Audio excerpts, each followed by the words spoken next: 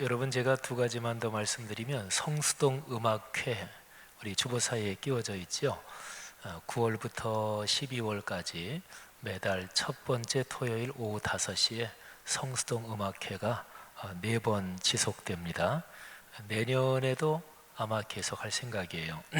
그 좋은 학교 만들기 네트워크 거기에서 기본적으로 주관을 하는데 문화체육관광부 또 서울시 이런 데서도 같이 연계돼서 여기 팜플렛 제일 위에 보면 아까 제가 어른들 예배 시간에도 광고 드렸는데 어른들은 잘 생소해도 아마 젊은이들은 별로 생소하지 않을 거예요. 도시재생 주민참여 문화예술 프로젝트. 도시재생이란 말 우리 젊은이들은 좀 많이 알고 있죠. 전 세계적으로 자꾸만 뭐 부수고 다시 짓고 그런 게 이제 한계에 다다랐고, 그래서 도시를 재생시킨다 그런 게 전 세계적으로 지금 중요한 키워드인데 우리 서울시에도 그런 것을 많이 관심 가지고 있죠. 그런 거의 일환이고, 그리고 이제 9월 달에는 목관 오중주 아주 전문 음악가들이죠. 그리고 11월인가 동네 빵집이 옵니다. 동네 빵집이 무슨 언더 인디 음악 하는 그룹이라면서요. 전 이번에 회의하면서 처음 들었는데, 그래서 동네 빵집 그 팀이 올 때는 우리 성수동 동네 빵집들을 다 초청할 겁니다. 그리고 12월은 우리 성수동에 구두하는 집들이 많잖아요. 12월은 그쪽하고 연계돼서, 그래서 이제 요거 진행되면서 우리 젊은이 여러분들을 이 프로젝트에 도움도 청하고, 또 도움 정도가 아니라 한번 젊은이들이 주도해서 이 프로젝트를 진행하고 그렇게도 지금 지속적으로 할 생각입니다. 그래서 지역 재생 프로젝트 이런 컨셉도 있고요. 또 보통 클래식 음악 같은 데 가면 아이들은 못 들어가거든요. 미성년자 아이들. 근데 여기 성수동 음악회는 엄마 아빠 손잡고 올 수 있는 음악회 이런 거고, 여기 제일 뒤에 보면 10월 11월 쭉 그 세 달 계획이 나와 있는데 10월에는 재즈 트리오가 옵니다. 재즈, 뭐 클래식, 뭐 장르를 넘나들면서 성수동 음악회 지속할 건데 결국은 우리 젊은이들이 끌고 가야 된다 이렇게 생각하는데요. 하여튼 요거 관심 가져주시고, 여기에 티켓이 2장씩 들어있는데 여러분 친구들 또 많이 초대해 주시길 바라고, 또 여러분 조카들 또 많이 초대해 주시길 바라고요. 그리고 아까 기차로 떠나는 추억의 가을 여행 광고도 했는데 청년들은 기차 한 칸을 따로 줄 겁니다. 그러니까 기차 한 칸에 76명 들어간다 그러던가 72명 들어간다 그 좌석이. 근데 한 10량 정도를 좀 빌릴 생각인데 우리 청년들은 한 양을 완전히 청년들 따로 그렇게 배정할 텐데 또 좋은 시간 됐으면 좋겠습니다. 살면서 남의 떡이 더 커 보일 때가 있습니다. 사람의 심리가 그렇죠. 여러 사람이 똑같은 크기의 떡을 받았는데 내 손에 들고 있는 떡은 작아 보이고 다른 사람 손에 들고 있는 떡이 더 커 보이는 그런 거지요. 그런 현상은 기본적으로 사람이 가진 욕심 때문입니다. 또 다른 한편으로는 내 현실에 대한 어떤 불만 이런 게 있어서 그런 거죠. 정도 차이는 있지만 사람 누구나가 다 자신이 서 있는 현실에 대한 불만 또는 불평은 흔하지요. 에토레의 고찰 이런 현상이 있습니다. 여러 차로가 있는 경우 운전을 할 때 그때 교통 정체가 심하다 그럴 때 사람이 운전하는 사람들이 느끼기를 내 차로 여기가 다른 줄보다 더 막힌다 이런 생각을 보통들 많이 합니다. 다른 차로에 차들은 훨씬 더 빨리 가는 것처럼 보이고요. 그래서 이제 차로를 바꾸죠. 차선을 바꿉니다. 그런데 그러면 내가 바꾼 그 차로 거기가 또 더 늦게 가고 다른 차로가 또 더 빨리 가고 이러는 경험들 많이 하죠. 쇼핑몰에서 물건을 사고 계산대 앞에서 줄을 서 있을 때도 또 그런 현상이 일어납니다. 대개 이제 쇼핑 카트에다가 물건을 싣고 그리고 계산대 앞으로 갈 때부터 이제 머리를 굴리죠, 그죠? 또 되게 큰 쇼핑몰에 계산대가 1번부터 해서 쫙 있으니까, 그래서 이렇게 보면서 어디가 줄이 제일 짧은가 그거를 보죠. 또 머리가 좋은 사람들은 줄 짧은 것만 보지 않습니다. 줄이 짧아도 어떤 사람이 카트에다가 물건을, 자잘한 물건을 산더미처럼 싸놓고 있다 그러면 그 줄은 가지 말아야 되잖아요. 근데 그런 것까지 다 고려해서 그래서 드디어 줄을 선택했습니다. 어느 계산대 앞에 이렇게 서 있는데, 그런데 내 줄은 더디고 좌우의 다른 계산대의 줄이 훨씬 더 빨리 줄어드는 것 같습니다. 그때는 아이쿠, 내가 줄을 잘못 섰구나, 이런 생각, 이런 느낌이 들지요. 그런데 사실은 그렇지 않답니다. 내가 서 있는 줄은 뭐 운전을 할 때든 쇼핑몰에서 계산을 할 때든 내가 서 있는 줄은 뭐 당연한 얘기지만 한 줄이잖아요. 내가 서 있는 줄. 그런데 다른 줄들은 여러 개잖아요. 그러니까 내가 이렇게 여러 줄들을 좌우로 쳐다보면서 그쪽이 훨씬 더 빨리 주는 것처럼 느껴진다는 거죠.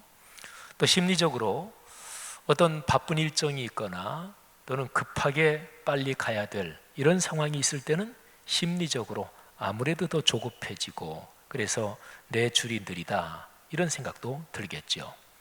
거기에다가 경쟁심이라든지 또는 욕심까지 발동하면, 그렇다면 내 줄이 느리다 이런 느낌은 훨씬 더 심해지는 거죠.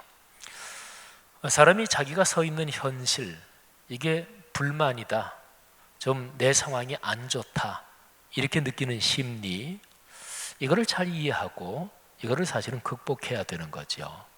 그런데 과거, 현재, 미래 이 세 시점과 연관해서 우리 삶의 강조점이 또는 방향이 과거, 현재, 미래 중에서 어디를 향하고 있느냐, 여기에 따라서 사람은 내 떡이 작아 보이고 남의 떡이 커 보인다, 그런 현상이 발생할 수가 있습니다. 과거에 매여 사는 사람은 후회가 많습니다.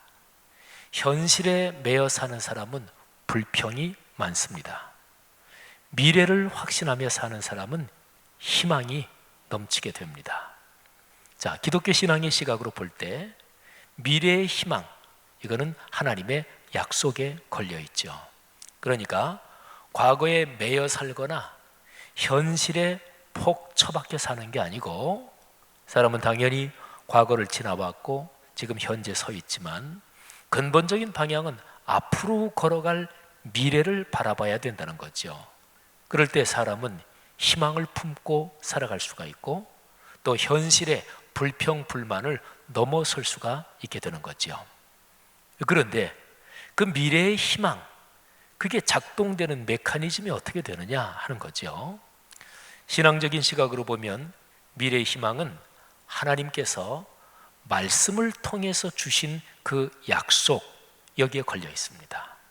그래서 그 약속을 믿음으로 끌어안고 걸어가는 것, 이것이 바로 신앙인의 희망의 토대입니다.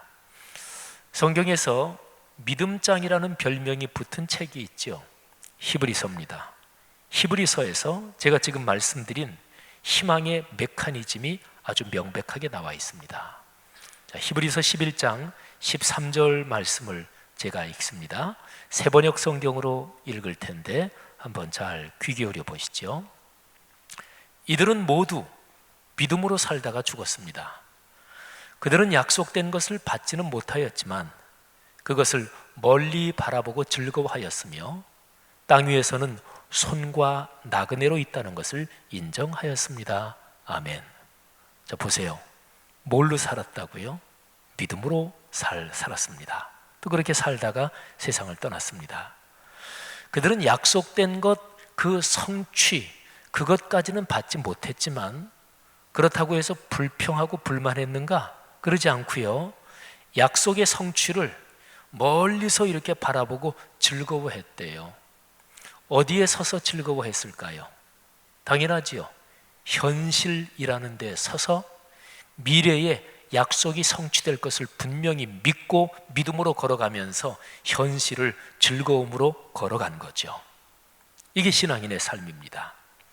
아직은 다 이루어지지 않았지만 걸어가는 미래에 약속이 이루어질 것을 희망하며 사는 것입니다. 여러분, 세상에서 이렇게 평가받는 사람이 있어요. 아유, 그 사람 말은 보증수표야. 그런 사람이 약속한 것은 거의 깨지지 않습니다. 또 인품이 훌륭해서 자기가 한 말에 대해서 분명하게 책임을 지는 분들이 있습니다. 그런 분들이 경제력도 있고 사회적 지위도 있고 막강한 결정권까지 가지고 있다.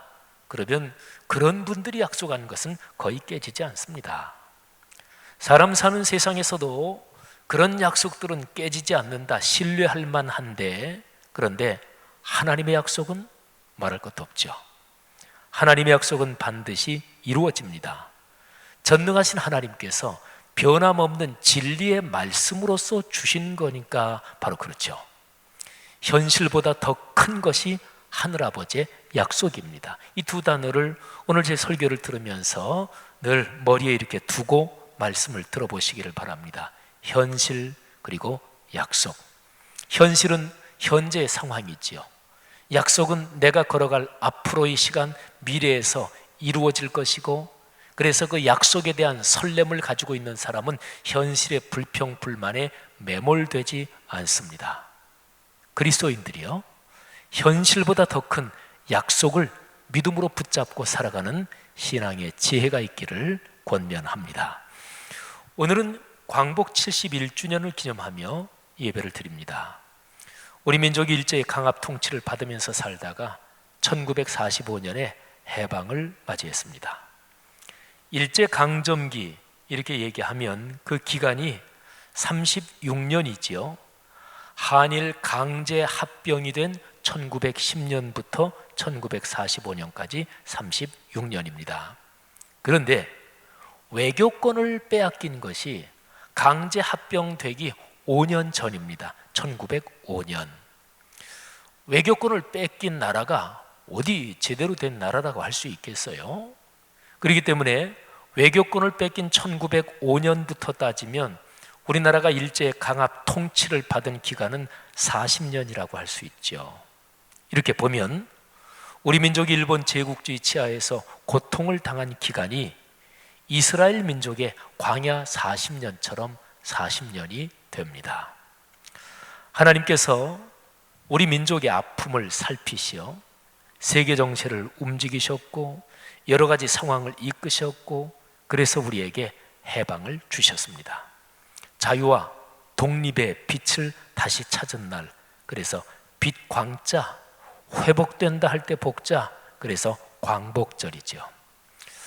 일제강점기에 한국교회는 끊임없이 민족의 독립 그리고 나라의 해방을 위해서 기도했습니다. 한국교회는 구약 성경의 말씀 가운데 출애굽기의 내용을 우리 민족을 위해서 주신 하나님의 말씀으로 믿었고, 그래서 이스라엘 백성이 종살이한 애굽에서 탈출할 수 있었던 것처럼 우리나라도 독립이 될 거라고 믿고 그렇게 기도했습니다. 찬송가 중에서 세상 나라 권세 오래 못 가나 주의 나라 영영하도다, 이런 찬송 가사가 있는데, 한국교회는 그 찬송을 부르며 일본 제국주의가 오래 못 간다, 하나님의 나라가 승리한다, 이런 확신을 가지고 찬양을 했고, 그래서 일본 제국주의는 그런 찬송을 부르지 못하게 검은색으로 칠해놓기도 하고 그랬습니다. 우리 민족이 일본 강압 통치 아래서도 희망을 잃지 않을 수 있었던 가장 커다란 힘이 사실은 기독교 신앙의 힘이었고, 그래서 우리 민족은 그 어려운 시절에도 우리 민족이 하나님의 나라 기독교 신앙 위에 우뚝 서기를 간절히 소망했던 거지요. 역사적인 사료로도 기독교 학자 말고 일반 역사학자들이 연구한 자료들을 통해서도 분명히 확인되는 것은, 일본 제국주의는 한국 전체에서 전국적으로 망을 가지고 있는, 사실은 일본 제국주의가 통치가 점점 극악해질 때 모든 조선의 조직은 다 무너졌지만 기독교 교회 조직은 전국적으로 살아 있었고, 그래서 일본 제국주의가 이 교회 조직을 제일 두려워하고 그리고 제일 문제시했던 것을 알 수 있습니다. 우리 민족에게 독립과 해방을 주신 하나님께 감사와 찬양을 돌립니다. 광복 71주년을 기념하는 예배를 드리면서 우리는 다시 한번 기억하고 또 인식해야 할 것이 있습니다. 현재 우리나라의 상태가 완전한 광복이 아니다 하는 것입니다. 그거는 한반도의 분단 상황 때문에 그렇습니다. 우리 대한민국 국회 속기록 제일 첫 페이지에 보면 분단된 상황 때문에 우리나라의 독립이 완전하지 않다, 이런 내용이 거기에 기록이 되어 있습니다. 대한민국 국회 모든 회의는 속기록으로 기록합니다. 보통 회의 기록이 아니고요, 발언한 것 모든 상황까지 녹취해서 기록하고요, 어떤 의원이 발언했는데 사람들이 야유를 했다, 그럼 발언 내용을 쓰면서 괄호하고 야유, 또 야유가 심했다 그러면 야유가 심함, 또는 웃었다 그러면 웃음, 이렇게까지 기록하는 것, 그게 바로 속기록이죠. 해방 후 3년 뒤인 1948년 5월 31일, 그러니까 재헌국회가 열린 날이죠. 이 재헌국회 처음 시간에 당시에 임시의장이던 이승만 박사가 재헌국회 의원인 이윤영 목사님에게 기도를 부탁했습니다. 이윤영 목사님의 회고록을 보면 순서에도 없던 것을 임시의장 이승만 박사가 나라가 이렇게 독립이 돼서 우리가 재헌국회를 하는데 하나님 앞에 감사의 기도를 드리지 않을 수가 없습니다. 이윤영 의원님께서 나와서 기도해 주시기를 바랍니다, 이렇게 부탁을 했고, 그래서 이윤영 의원은 성신의 감화하심에 따라 기도를 드렸다고 회고록에 기록을 하고 있습니다. 그 기도 내용 중 일부가 이렇습니다. 말씀드린 대로 광복은 됐지만 그런데 남북이 갈려있기 때문에 완전한 광복이 아니다 하는 그 내용이 담겨 있어요. 한번 들어보십시오. 하나님이시여, 이로부터 남북이 둘로 갈리어진 이 민족의 어려운 고통과 수치를 신원하여 주시고, 우리 민족 우리 동포가 손을 같이 잡고 웃으며 노래 부르는 날이 우리 앞에 속히 오기를 축원하나이다. 하나님이시여, 원치 아니한 민생의 도타는 길면 길수록 이 땅에 악마의 권세가 확대되나 하나님의 거룩하신 영광은 이 땅에 오지 않을 수밖에 없을 줄 저희들은 생각하나이다. 원컨대 조선 독립과 함께 남북 통일을 주시옵고, 또한 우리 민생의 복락과 아울러 세계 평화를 신원하여 주시옵소서. 아멘. 2016년 광복절에 우리는 다시금 희망해야 합니다. 통일이 돼서 우리나라가 온전하게 광복의 기쁨을 누리는 그 미래를 다시 한번 희망해야 합니다. 하나님께서 우리나라에 민족의 통일, 남북 통일을 약속으로 주셨다고 우리는 믿습니다. 2016년 지금 현재 사실은 현실적인 상황은 암담하고 캄캄합니다. 남북관계 통일로 가는 길은커녕 대화의 길조차 막혀 있고 남북이 군비를 경쟁적으로 확장하고 있습니다. 민족의 미래와 한반도를 중심한 동북아시아의 평화의 기운은커녕 미국, 중국, 일본 강대국들의 경쟁으로 지금은 전 세계에서 이 한반도를 중심한 동아시아가 천만 무기를 비롯해서 재래식 무기 할 거 없이 군비가 가장 강력하게 확장되는 지역이 이 한반도 그리고 동아시아입니다. 그런데 이런 상황에서 우리는 믿음으로 다시 한번 한반도 그리고 동아시아의 평화를 믿음으로 바라봐야 하는 거죠. 우리의 그런 간절한 바람을 한번 몇 문장의 기도로 적어본다면 다음과 같습니다. 전능하신 주님, 남북 통일을 이루시되 평화적으로 이루어지게 하옵소서. 어느 쪽이든지 무력 통일 말고 어떤 상황이었든지 절대로 전쟁 말고 평화적으로 이루어지게 하옵소서. 평화의 주님, 남북 통일이 한반도를 중심한 동아시아 평화의 토대와 길잡이가 되게 하소서. 흔히 통일이 되면 우리나라가 지금도 막강하지요, 전 세계에서. 하지만 훨씬 더 막강해진다, 이런 얘기를 많이 하는데, 사실은 막강해지는 게 관점이 아니고 통일된 대한민국이 동아시아 평화의 중심 역할, 평화의 섬김의 역할을 한다, 이게 중요합니다. 그게 안 되고는 절대로 통일이 되지 않습니다. 그건 독일 통일을 봐도 그랬습니다. 모든 것을 섭리하시는 주님, 예수 그리스도의 십자가에서 하늘아버지께서 보이신 사랑과 평화의 정신이 남북 통일과 동아시아 평화의 근원적인 정신이 되게 하소서. 자비로우신 주님, 한국 교회를 불쌍히 여기셔서 복음으로 평화적인 통일을 이루어가는 이 일에 한국 교회가 겸손과 회개와 희생으로 헌신하게 하소서. 아멘. 성도 여러분, 2000년 전에 살았던 사도 바울의 상황이 제가 지금까지 설명드린 오늘날 한반도 또는 우리나라, 우리 사회의 상황과 상당히 구조적으로 비슷합니다. 바울은 혈통적으로 유대인이고 이스라엘 사람이죠. 구약의 이스라엘 민족은, 또 바울 당시까지 이어진 그 이스라엘 민족은 하나님이 주신 사명에서 실패했습니다. 하나님께서 아브라함을 통해서 이스라엘 민족을 선택하신 목적이 있습니다. 세상의 모든 민족에게 하나님의 선하신 뜻을 전한다, 그리고 하나님의 복을 나누어 준다, 이것이었습니다.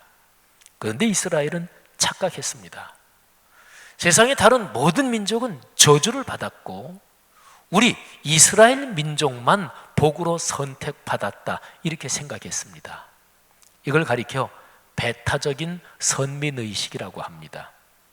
선민의식, 이러면 상당히 성경적인 것이고 또 실제로 맞습니다만은 그 앞에 우리만 선민이고 다른 민족은 아니고, 이게 배타적이죠.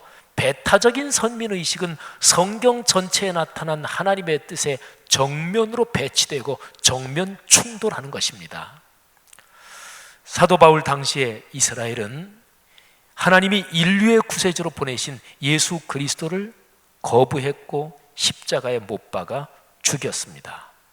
하나님의 구원의 섭리에 정면으로 맞선 거지요. 바울이 예수 그리스도를 만나고 나니 이런 상황이 얼마나 슬프고 얼마나 안타까운지, 그래서 오늘 설교 본문 로마서 9장 1절부터 3절에 보면 바울의 이런 슬픔과 안타까움이 잘 나타나 있습니다. 제가 봉독하지요. 내가 그리스도 안에서 참말을 하고 거짓말을 아니하노라. 나에게 큰 근심이 있는 것과 나의 마음에 그치지 않는 고통이 있는 것을 내 양심이 성령 안에서 나와 더불어 증언하노니, 나의 형제 곧 고륙의 친척을 위하여 내 자신이 저주를 받아 그리스도에게서 끊어질지라도 원하는 바로라. 아멘. 바울은요, 자신이 그리스도의 구원에서 끊어지는 저주를 받더라도 자기 민족이 예수 그리스도를 믿고 구원받으면 좋겠다고 말합니다. 바울의 심정이 얼마나 괴로우면 이렇게까지 표현하는 것일까요? 바울이 보기에는 자기가 서 있는 시점에서 그 현실, 현상, 그 상황에서는 이스라엘 민족에게 구원의 희망이 없습니다. 눈으로 보기에, 현실적인 통계 수치를 보기에 이스라엘에게는 구원의 희망이 없었습니다. 유대인들은 교회를 계속해서 박해하고 있었고 그리스도인들을 핍박하고 있었습니다. 그렇다면 이스라엘 민족의 구원의 가능성은 절망적인 거죠. 그런데요, 바울은 현실적인 그런 상황, 현실적인 여건, 조건 또는 현실적으로 객관적으로 수집되는 그런 정보에 의해서가 아니고요, 다른 근거의 토대를 두고 희망을 말합니다. 이 점이 중요합니다. 그러니까 현실과 약속, 이 두 개의 대조를 제가 머릿속에 좀 기억해 두시라고 말씀드렸죠. 자, 로마서 9장 6절 말씀을 한번 들어보십시오. 6절 이하 몇 절 말씀인데요. 그런데 이 말씀을 제가 읽기 전에 잠깐 설명드려야 될 게 있습니다. 로마서 9장 6절 9장 6절의 앞부분 말씀이 우리가 보통 많이 사용하는 개역 개정판 성경에는 이렇게 번역되어 있습니다. 하나님의 말씀이 패하여진 것 같지 않도다. 패하여졌다, 이 말은 실패로 돌아갔다, 이런 뜻이죠. 그러니까 패하여진 것 같지 않도다 이렇게 번역됐으니까 하나님의 말씀이 실패로 돌아간 거는 아마 아닐 거다, 이런 짐작, 추측 이렇게 들리죠, 그렇죠? 근데 원어의 뜻은 그게 아닙니다. 그러니까 하나님의 말씀은 실패로 돌아간 게 아닙니다. 하나님의 말씀은 실패할 수가 없습니다, 이런 뜻이거든요. 자, 그래서 제가 6절부터 9절까지를 새번역 성경으로 한번 읽어보겠습니다. 그러나 하나님의 약속의 말씀이 패하였다고는 할 수 없습니다. 이스라엘에게서 태어난 사람이라고 해서 다 이스라엘 사람이 아니고 아브라함의 자손이라고 해서 다 그의 자녀가 아닙니다. 다만 이삭에게서 태어난 사람만을 너의 자손이라고 부르겠다 하셨습니다. 곧 육신의 자녀가 하나님의 자녀로 되는 것이 아니라 약속의 자녀가 참 자손으로 여겨주심을 받습니다. 그 약속의 말씀은 내년에 내가 다시 올 때쯤에는 사라에게 아들이 있을 것이다 한 것입니다. 아멘. 자, 여러분 보십시오. 바울은요, 지금 뭐에 대해서 얘기하고 있나요? 약속에 대해서 얘기하고 있어요. 하나님이 말씀해 주신 것에 근거한 그 약속에 대해서 지금 얘기하고 있죠. 하나님의 약속은 결코 실패하지 않는다는 것을 말하고 있습니다. 성경 말씀에 천지는 없어지더라도 주님의 말씀, 하나님의 말씀은 1.1핵이라도 땅에 떨어지지 않는다, 없어지지 않는다, 그런 말씀이 있지요. 당연합니다. 말씀은 결코 땅에 떨어지지 않습니다. 진리가 실패하는 일은 없습니다. 더구나 그 말씀에 근거한 하나님의 약속은 반드시 이루어집니다. 바울은요, 이스라엘 민족의 현실, 하나님께서 보내신 예수 그리스도를 거부하고 십자가에 못 박아 죽임으로써 하나님과 정면 충돌하고 있고, 그러면서 그거를 모르고 있는 이 구원의 가능성에서 점점 멀어지는 이스라엘의 현실을 보면서, 그러면 이스라엘의 구원은 끝장난 건가? 아니다. 현실은 그렇지만 하나님이 말씀해 주신 말씀의 약속에 근거해서 어떤 방법으로 될지, 언제 될지 그거는 모르지만 약속의 말씀이 있으니까 이 말씀은 반드시 이루어진다, 바로 이런 논리를 전개하고 있는 거죠. 사랑하신 여러분, 바울이 하나님 말씀에 근거한 약속이 반드시 성취된다는 토대 위에서 이스라엘 민족의 구원을 다시 한번 확신하고 다시 한번 희망하고 있는 거잖아요. 지금은 길이 보이지 않지만 반드시 미래에 길이 열릴 것을 믿고 있습니다. 자, 그리스도인 여러분, 저는 로마서 9장 1절부터 그 몇 절을 이렇게 묵상하면서 2016년에 우리에 대해서 이야기를 하고 싶은 것입니다. 자, 2016년 여기 서 있는 우리도 하나님의 약속을 다시 한번 바라봐야 합니다. 자, 우리 사회 현실, 우리가 서 있는 현실은 어떻습니까? 국내 정치 실망이고 참담하게 마음이 아픕니다. 국제 외교 꽉 막혀 있습니다. 미국, 중국이 으르렁거리고 역시 초강대국 중에 하나인 일본도 으르렁거리는데, 정치, 경제, 군사적으로 상당히 그쪽 나라들하고는 규모가 작은 우리나라 대통령을 비롯한 정치인들도 외교적인 역량을 발휘할 입지가 너무너무 좁혀져 있는데 거기에다가 외교적인 테크닉까지 없습니다. 경제는 회복될 기미를 보이지 않고 삶의 질은 사실은 갈수록 떨어지고 있습니다. 법의 체계와 집행은 정의롭지 못하고 100년 대계해야 하는 교육은 만몬의 노예가 되어 돈에 휘둘리고 있습니다. 우리 현실 이렇잖아요.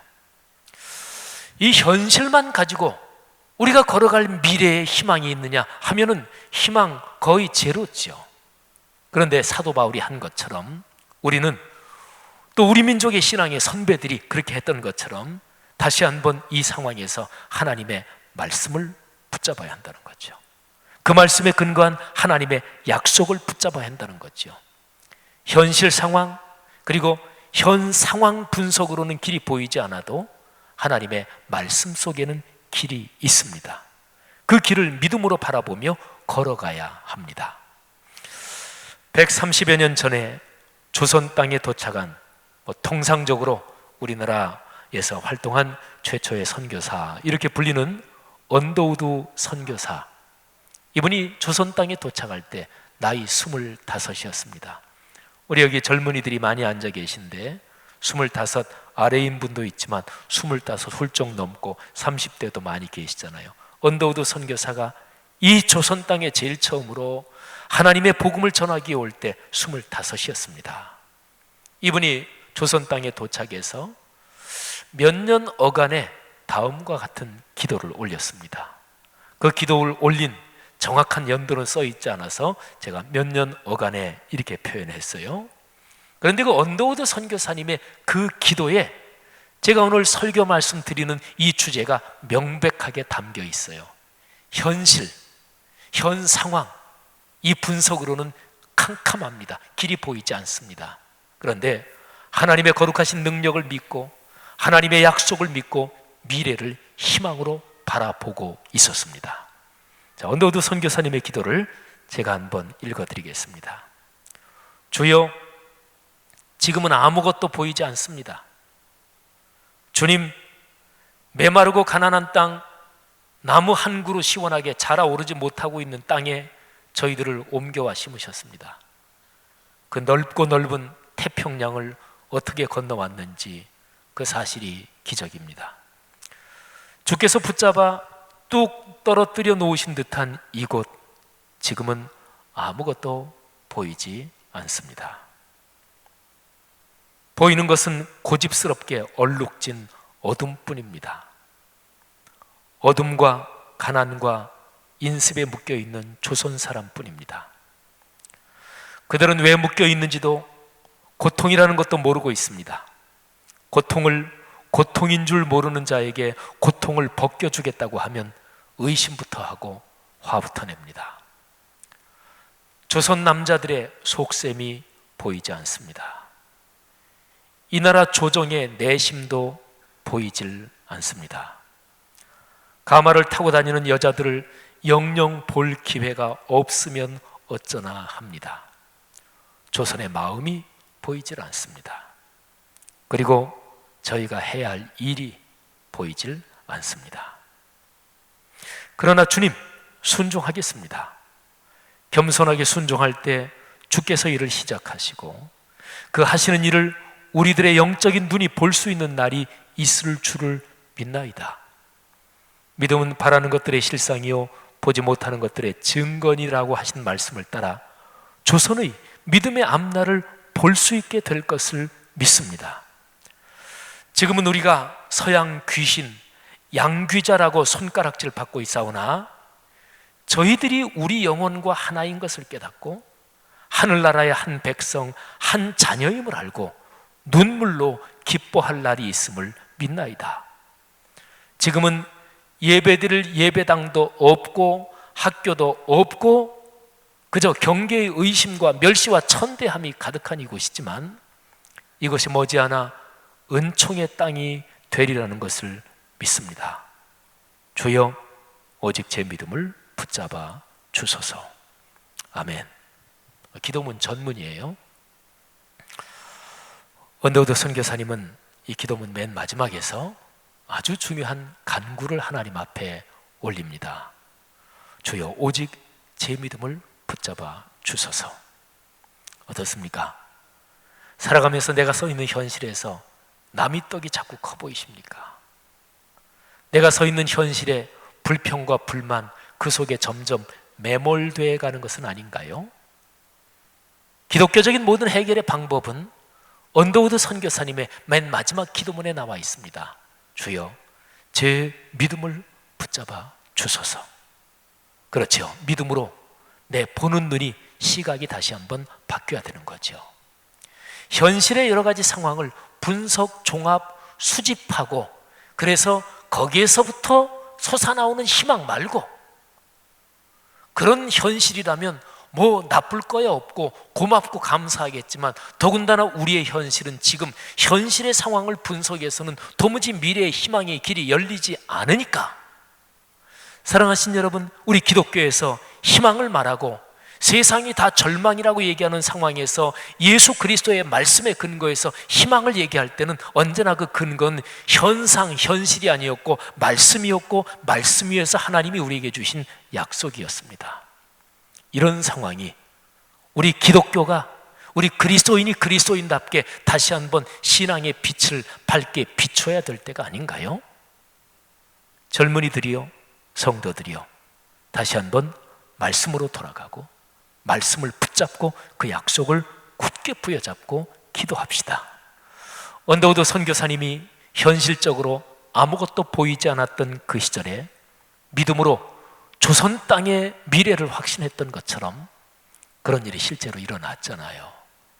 여러 해가 지나면서 그리스도인들이 점점 많아졌고 교회당이 세워지기 시작했고 그리고 얼마 후에 일제에 의해 강제 합병되고 나라를 빼앗겼지만 그런데 근 40여 년에 이르는 그 참담한 기간 속에서도 한국 민족은 예수 그리스도에 대한 신앙으로 그 참혹한 어려움을 견뎌낼 수 있었습니다.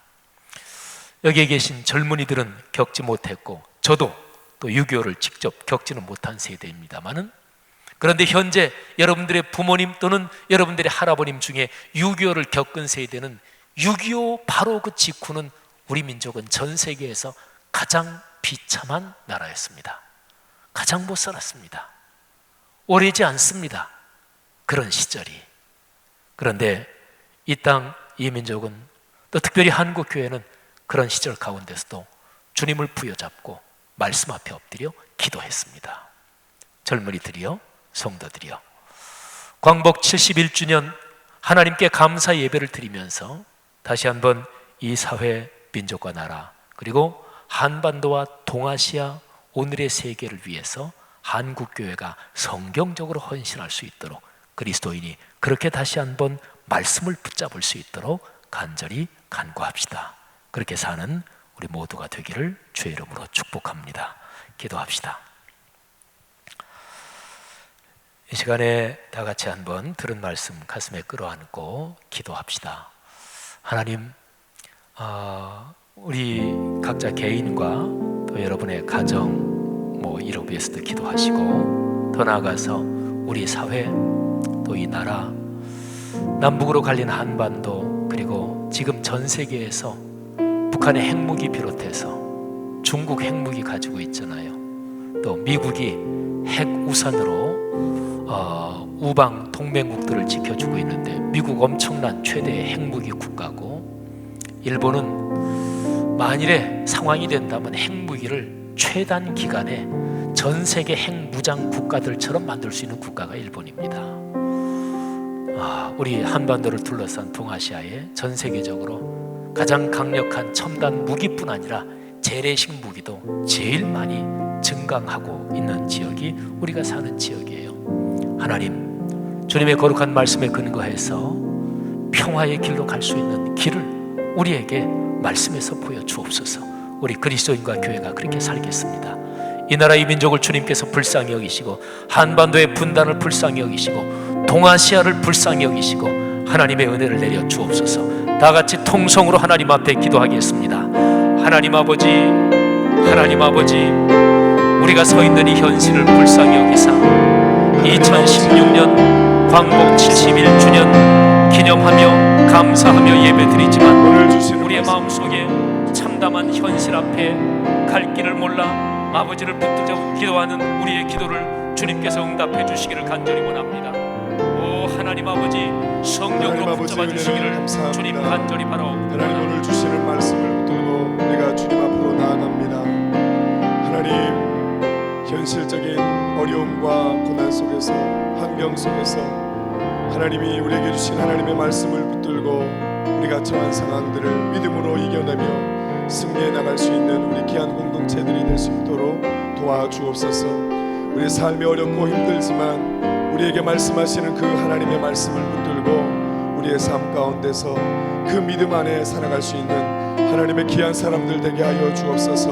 하나님, 우리가 살아가는 이 지역, 이 한반도를 불쌍히 여겨주시고 하나님이 이 지역 가운데 주님의 평화를 허락하여 주셔서 하나님, 우리의 눈에 보이지 않고 현실적으로 기대할 수 없는 분위기이지만 하나님이 주시는 말씀을 붙들고 믿음으로 미래를 바라봅니다.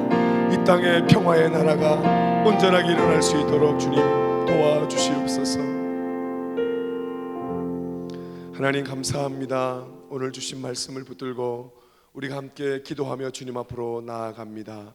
하나님, 오늘 주신 말씀이 우리의 삶의 귀한 삶의 지표가 될 수 있도록 도와주옵소서. 예수님의 이름으로 기도합니다. 아멘. 함께 찬양하시면서 여러분이 드리신 예물 하나님 앞에 드리겠습니다.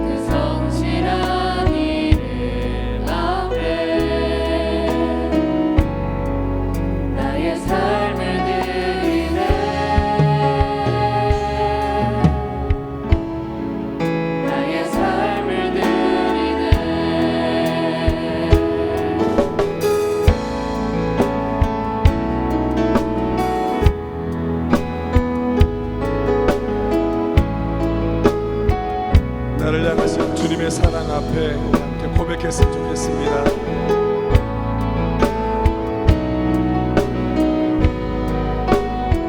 나의 삶을 누리네, 나의 삶을 누리네, 나의 삶을 누리네.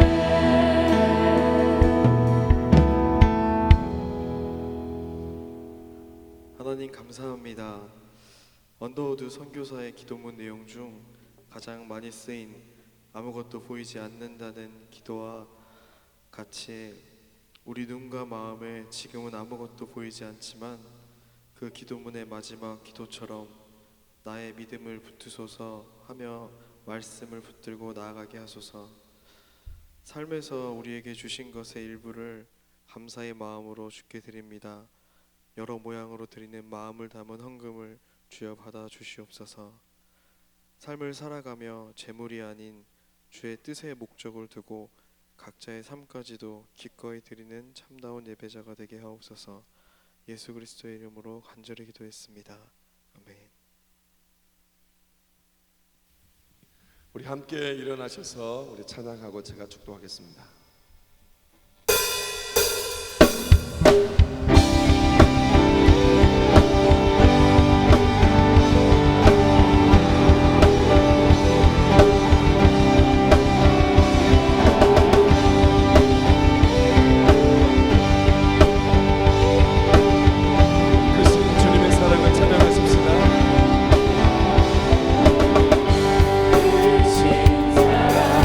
온 땅 찬양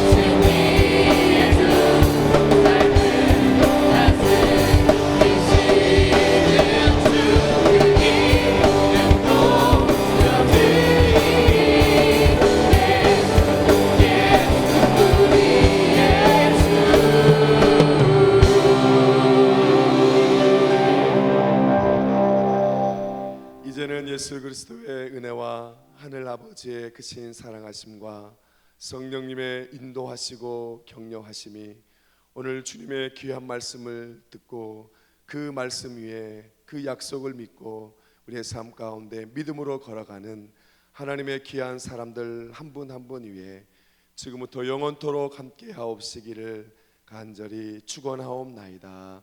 아멘.